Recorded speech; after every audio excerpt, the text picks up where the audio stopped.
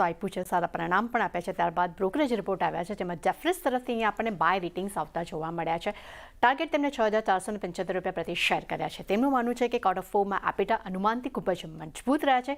સાથે મેનેજમેન્ટ મુજબ ખાસ કરીને 30 થી 31% સ્તર પર માર્જિન જે છે યથાવત રહી શકે છે તેવા અનુમાન તેમને રાખ્યા છે. તે સાથે 3 થી 5 વર્ષમાં ડબલ ડિજિટ રેવન્યુ ગ્રોથની પણ તેઓ અપેક્ષા રાખી રહ્યા છે. મોર્ગન સ્ટેનલી તરફથી રિપોર્ટ આવ્યો છે, તેમાં HL માટે અહીંયા ઇક્વલ વેટ રેટિંગ આપણને જોવા મળ્યા છે. લક્ષ્યાંક તેમને ₹5,092 પ્રતિ શેર કર્યા છે.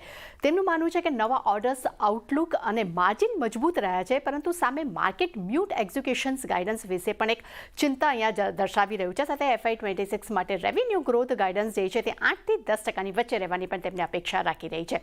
ત્યારબાદ JP મોર્ગનના રિપોર્ટ પર નજર કરશું. એ તેમને HL માટે ઓવરવેટ રેટિંગ આપ્યા છે. ટાર્ગેટ તેમને ₹6,105 પ્રતિ શેર કર્યા છે. તેમનું માનવું છે કે ખાસ કરીને HLના FY25માં અર્નિંગ્સ છે તે 2 પોઝિટિવ હશે અને એક નેગેટિવ બાબતો અહીંયા દર્શાવી રહ્યા છે. અને ખાસ કરીને FY26માં રેવન્યુ ગ્રોથ ગાઈડન્સ છે તે 8 થી 10% પર રહ્યા છે, તે ખૂબ જ એક નિરાશાજનક તેમને લાગી રહ્યા છે.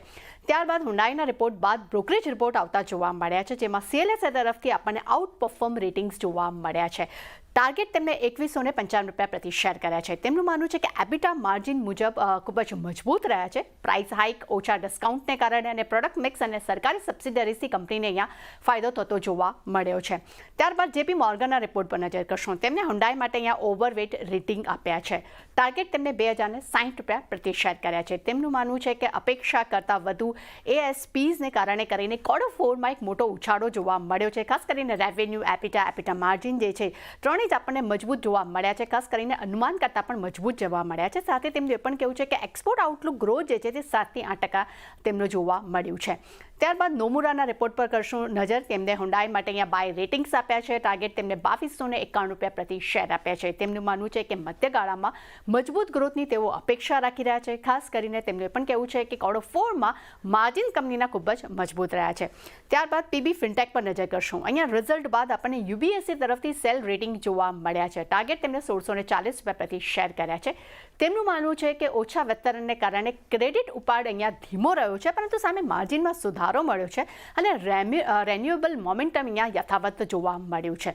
પરંતુ મેકવારીના રિપોર્ટ પર પણ ખાસ નજર કરશું. અહીંયા તેમને PB ફિનટેક માટે અંડર પરફોર્મ રેટિંગ તેમને આપ્યા છે. ટાર્ગેટ તેમને ₹1550 પ્રતિ શેર કર્યા છે. તેમનું માનવું છે કે ઓછા ESOPના ખર્ચને કારણે કરીને અને ઓછા ટેક્સથી કંપનીની આવક અને નફો જે છે તે મજબૂત જોવા મળ્યો છે. ઇન્સ્યોરન્સ મોમેન્ટમ યથાવત રહ્યું છે, પરંતુ સામે ક્રેડિટ રેવન્યુ જે છે ત્યાં પણ એક મજબૂતી જોવા મળી છે. ત્યારબાદ જેફરીઝના રિપોર્ટ પર નજર કરશું. તેમને PB ફિનટેક માટે બાય રેટિંગ્સ આપ્યા છે. ટાર્ગેટ તેમને ₹2,050 પ્રતિ શેર કર્યા છે. તેમનું માનવું છે કે Q4માં કંપનીની આવક, નફો અનુમાન મુજબ મજબૂત રહ્યા છે, પરંતુ સામે તેમને એ પણ વાત કરી છે કે ઓફસેટ્સ અને ઓપરેટિંગ ખર્ચમાં 21% વાર્ષિક ધોરણે ઉછાળો પણ જોવા મળ્યો છે. અને છેલ્લે નજર કરશું NCC પર. અહીંયા CLSA તરફથી પરિણામ બાદ આપણને આઉટ પરફોર્મ રેટિંગ્સ જોવા મળ્યા છે. ટાર્ગેટ તેમને ₹315 પ્રતિ શેર કર્યા છે. તેમનું માનવું છે કે ખાસ કરીને સ્ટેલર Q4 ઓર્ડર્સના ઇન્ફ્લોથી પરિણામ મજબૂત રહ્યા છે અને તેમને ખૂબ જ એક સરપ્રાઇઝ કર્યા છે.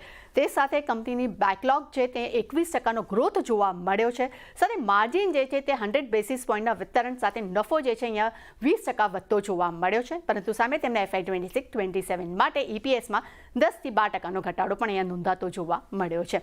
એટલે ઓવરઓલ ચાની ઘણા બધા આપણને બ્રોકરેજ રિપોર્ટ આવતા જોવા મળ્યા છે. દરેક